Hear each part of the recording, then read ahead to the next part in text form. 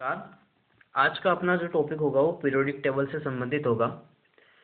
इसमें मैं आपके लिए क्वेश्चन लेके आया हूँ और अपन इन क्वेश्चन के माध्यम से टॉपिक के कुछ महत्वपूर्ण कॉन्सेप्ट को समझेंगे जो बिल्कुल एग्जाम में आने लायक हो और वहाँ से क्वेश्चन उठता है। यहाँ पर अपना बेसिक होगा, लेकिन जैसे जैसे आगे वीडियो आएगा उसमें अपन लेवल इसका अप करते जाएंगे और कॉन्सेप्ट को पूरी सही तरीके से समझेंगे। ये बस एक ऊपरी तरह से अपन की पीरियोडिक टेबल को कैसे क्वेश्चन उठ सकते हैं, कौन कौन से उसमें पॉइंट आते हैं, उसके बारे में अपन विस्तृत चर्चा करेंगे। तो देखते हैं, आज का अपना पहला क्वेश्चन होगा कि आधुनिक आवर्त सारणी किस आधार पर है।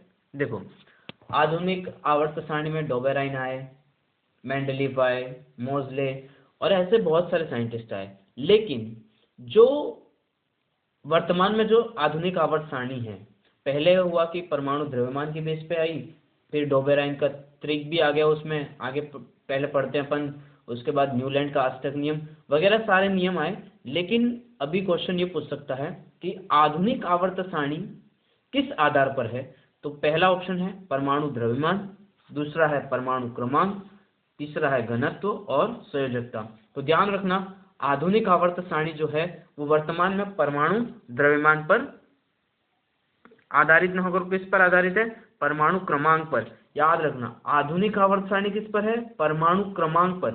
लेकिन जो पुरानी आवर्त सारणी थी वो किस पर थी, तो वो द्रव्यमान संख्या पर आधारित थी।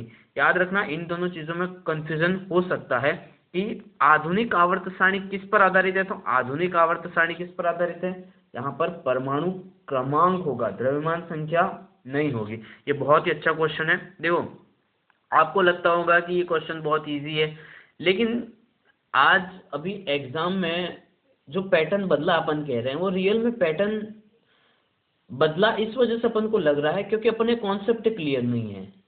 आप देखना ऑप्शन को गौर से कि वो बहुत माइनर सी मिस्टेक को चेंज करता है, वो सारी चीजों को नहीं परिवर्तित करता। अब इसमें ये लैंग्वेज को घुमा सकता है, बाकी कोई और चीज को नहीं घुमा सकता। जैसे ये कथन है तो वो कथन वैसा ही रहेगा। तो पहले अपन को अपने कॉन्सेप्ट को मजबूत करना है ताकि ऑप्शन को वो कैसे भी घुमा ले अपन पे फर्क नहीं पड़ेगा।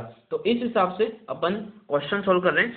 देखो, दूसरा क्वेश्चन होगा कि आवर्त सारणी में पीरियड में बाएं से दाएं जाने पर निम्न में से कौन सा जो मतलब कौन सा गुण है जो घटता है। पहला है परमाणु त्रिज्या, दूसरा है आयनीकरण ऊर्जा, विद्युत ऋणता और नाभिकीय आवेश। देखो, ये बहुत ही अच्छा क्वेश्चन बनता है और यहाँ पर एक कॉन्सेप्ट याद रखना। जैसे पीरियड है, एक तो होते हैं आवर्त और दूसरे होते हैं वर्ग, बराबर। अब देखो, अपन यहां पर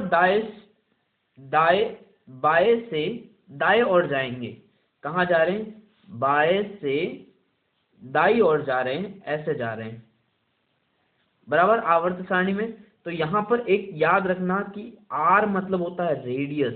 इसको ऐसे शॉर्ट फॉर्म में याद रखना कि रेडियस बाएं से दाएं जाने पर क्या होती है, रिड्यूस। आर से आर याद रखना, आर से आर याद रखना, मतलब रेडियस बाएं से दाएं जाने पर क्या होती है, रिड्यूस। ये एग्जाम में बहुत फायदेमंद होगा कि आर रेडियस क्या होती है, बाएं से दाएं जाने पर रिड्यूस होती है। तो यहाँ पर क्या दे रखा है, पीरियड में बाएं से दाएं जाने पर कौन सा घटता है। तो यहाँ पर क्या होगा, परमाणु त्रिज्या। रेडियस रिड्यूस, बाएं से दाएं जाने पर रेडियस क्या होती है, रिड्यूस। तो यहाँ पर क्या होगा, परमाणु त्रिज्या। सर ऑप्शन में बी और सी भी तो दे रखा है कि आयनीकरण और ऊर्जा और विद्युत ऋणात्मकता।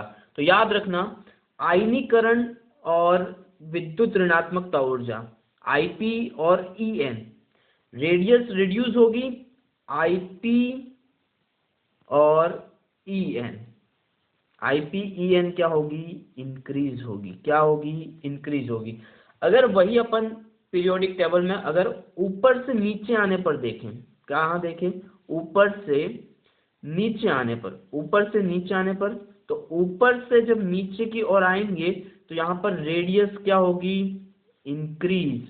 ऊपर से नीचे आने पर रेडियस क्या होगी, इंक्रीज होगी। जबकि आईपी और ईएन क्या होगी? डिक्रीज। ये बहुत ही इंपॉर्टेंट कॉन्सेप्ट है कि, और कई बार अपन कंफ्यूज भी हो जाते हैं, तो इस कंफ्यूजन के लिए अपन को कुछ वर्ड पकड़ने हैं। एग्जाम में मेन यही होता है कि बहुत बार अपन ऐसी चीजों में कंफ्यूज में आ जाते हैं कि सर इसका ये आंसर होगा या ये होगा, तो उस टाइम पे अपने पास कोई अपना शॉर्ट की पॉइंट होना चाहिए। जैसे अपन ने पीरियोडिक टेबल में देखा कि सर बाएं से दाएं जाने पर, बाएं से दाएं जाने पर रेडियस क्या होती है? रेडियस। अब ये एग्जाम में आप नहीं भूलोगे। और ऊपर से नीचे आने पर रेडियस क्या होती है? इंक्रीज। अब जब बाएं से दाएं जाएंगे रेडियस रिड्यूस हो रही है, तो आईपी और ईएन क्या होगी? इंक्रीज। तो यहाँ पर आयनीकरण ऊर्जा और विद्युत ऋणात्मकता क्या होगी? इंक्रीज होगी। समझ में आया क्वेश्चन नंबर सेकंड?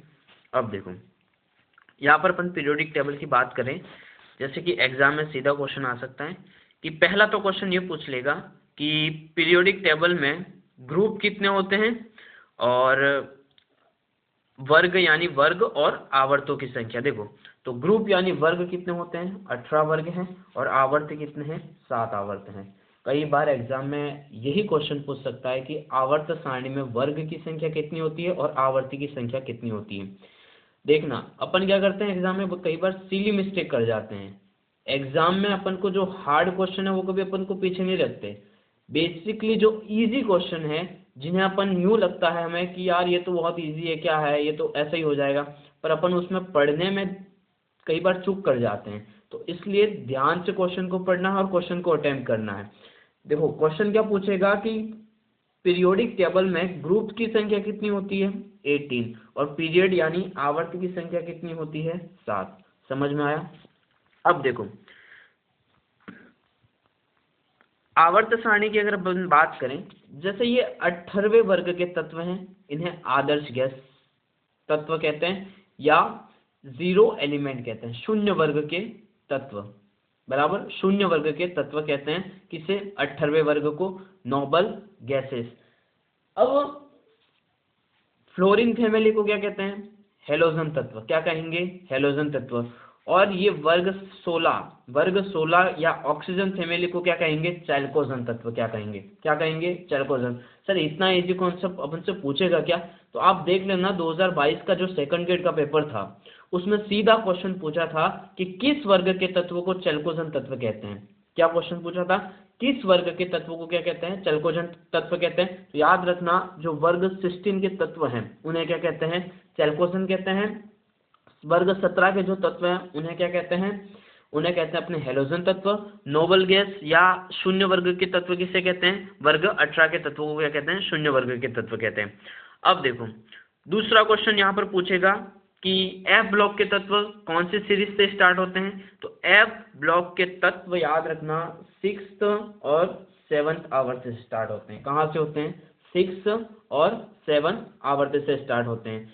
ये जो बीच के तत्व हैं इन्हें कहते हैं डी ब्लॉक के तत्व। ये हो गए अपने पी ब्लॉक के तत्व, यहाँ पर ये एच ब्लॉक के तत्व, और यहाँ पर नीचे हो गए एफ ब्लॉक के तत्व।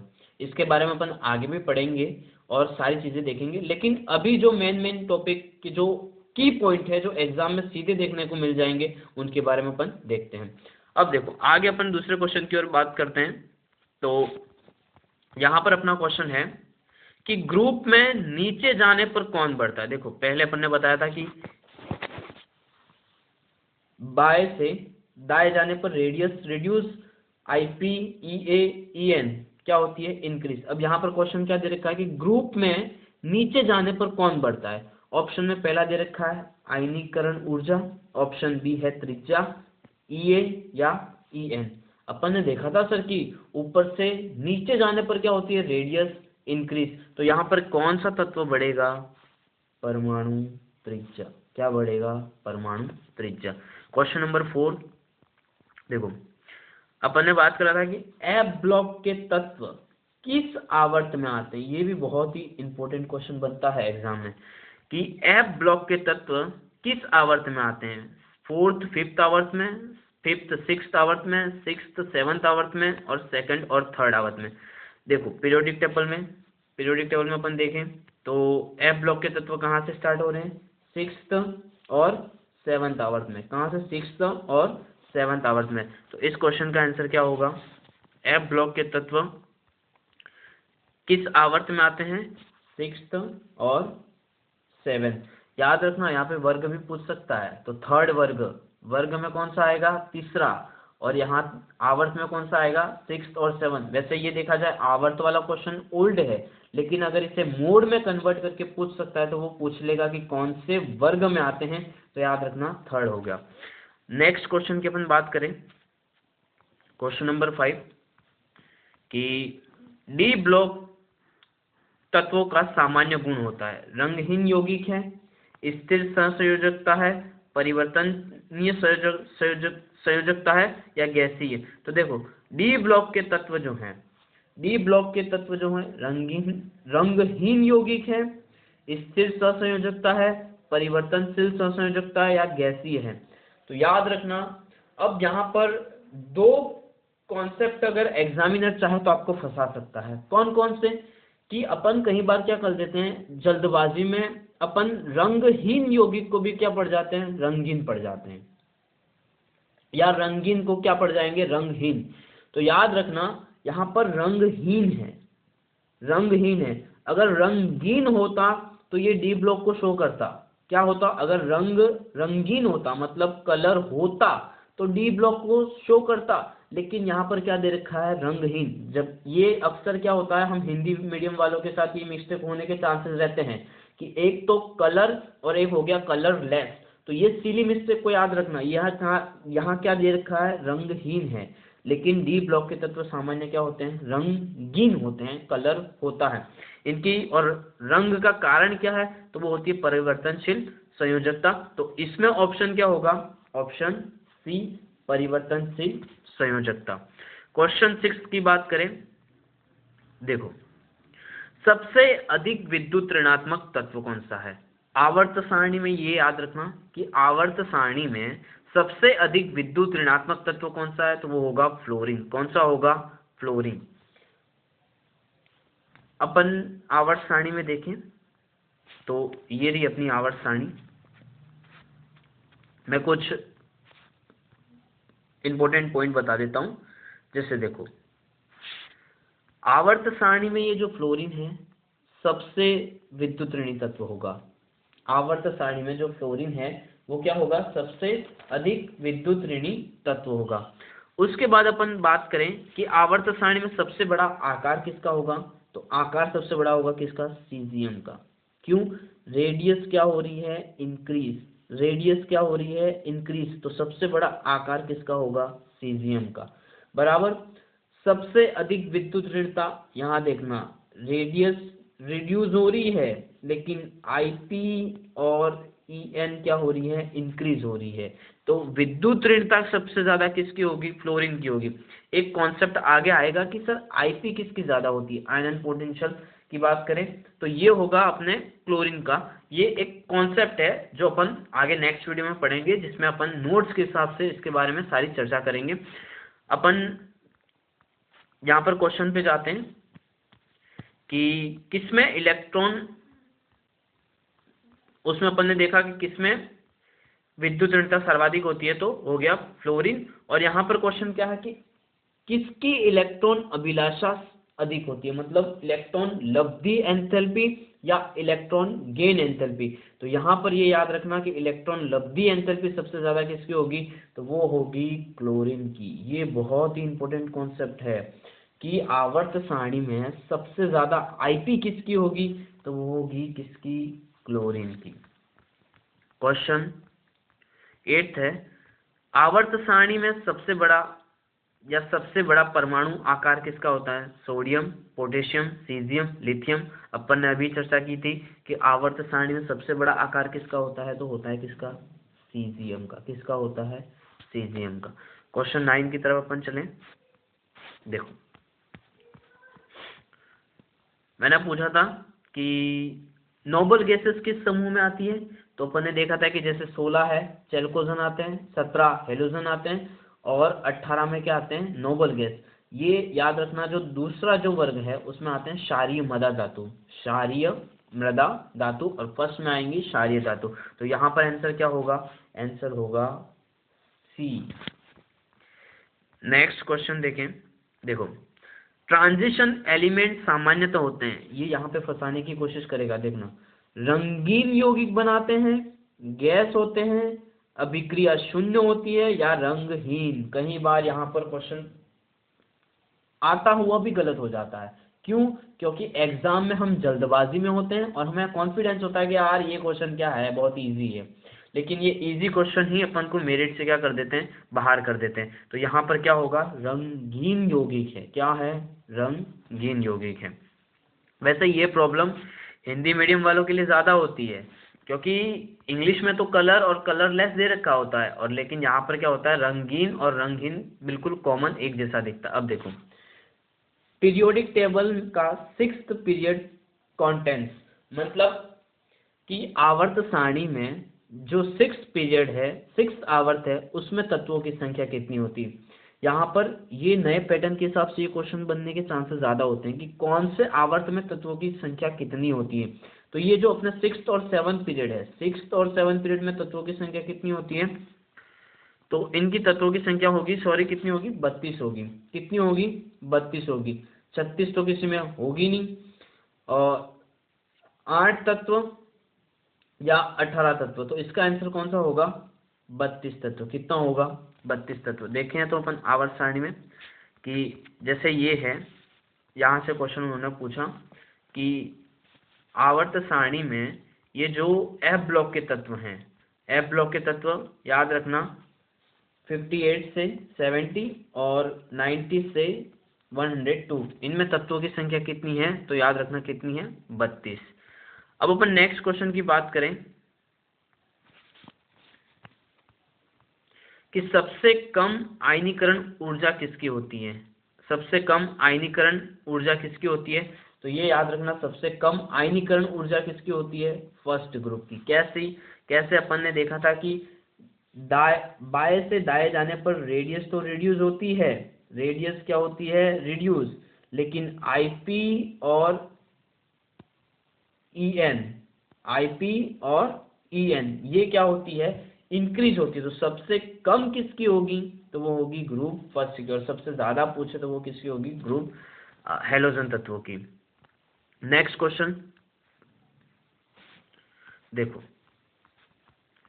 पीरियोडिक साइकिल में जो धात्विक गुणों की प्रकृति किस ओर बढ़ती है, ये कॉन्सेप्ट भी अच्छा है, याद रखना कि आवर्त सारणी में ये जो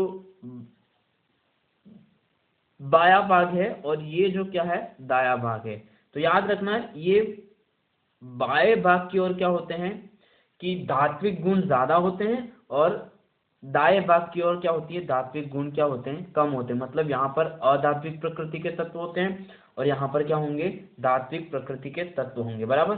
पीरियड में धात्विक प्रकृति किस ओर बढ़ती है, किस ओर बढ़ती है, दाएं और बाएं और बीच में और कहीं नहीं। तो अपन को पता है कि धात्विक प्रकृति किस ओर बढ़ती है, तो इस ओर क्या होगी, धात्विक प्रकृति होगी, और इस ओर क्या होगी, अधात्विक प्रकृति होगी। क्वेश्चन नंबर 15 की क्वेश्चन कह रहा है कि ग्रुप 15 में नॉन मेटेलिक कैरेक्टर कहाँ है, कहाँ अधिक होते हैं, ऊपर, नीचे की ओर, बीच में, या कहीं नहीं। तो याद रखना इसमें नॉन मेटेलिक कैरेक्टर कहाँ होंगे, तो ऊपर की तरफ होंगे। किस ओर होंगे, नॉन मेटेलिक कैरेक्टर किस में होंगे, ऊपर की ओर होंगे। कहाँ होंगे, ऊपर की ओर। क्वेश्चन नंबर अपन देखें तो 16 देखो, सबसे अधिक रिएक्टिव नॉन मेटल कौन सी है, रिएक्टिव नॉन मेटल पूछा, याद रखना सबसे अधिक रिएक्टिव नॉन मेटल कौन सी है, तो वो क्या होगी, फ्लोरीन। सबसे अधिक रिएक्टिव नॉन मेटल या अधातु कौन सी है, तो फ्लोरीन है। और सबसे अधिक रिएक्टिव मेटल कौन सी है, तो वो होगी कौन सी, सीजियम। सीजियम, इसका एक कारण ये भी है क्योंकि सीजियम का आकार क्या होता है, सबसे बड़ा होता है। तो देखो, आज अपन ने पीरियोडिक टेबल के बारे में कुछ सामान्य जानकारी से संबंधित अपन ने 17 क्वेश्चन सॉल्व करे, और इसमें अपन ने इसकी रेडियस, आईपी, ईएन के बारे में अपन ने बेसिक कॉन्सेप्ट को सीखा है। ऐसे ही अपन आगे पढ़ते रहेंगे और इन चीज़ों को समझना है और कैसे शॉर्ट पॉइंट्स अपन को पढ़ना है और कहाँ सिली मिस्टेक अपन कर रहे हैं जिसकी वजह से अपन एग्जाम में बाहर हो रहे हैं, उसको ध्यान में रखते हुए अपन को तैयारी करनी है कि वो मिस्टेक नहीं हो। और बाकी वीडियो को अच्छे से पढ़े और एग्जाम में सिलेक्शन ले। धन्यवाद।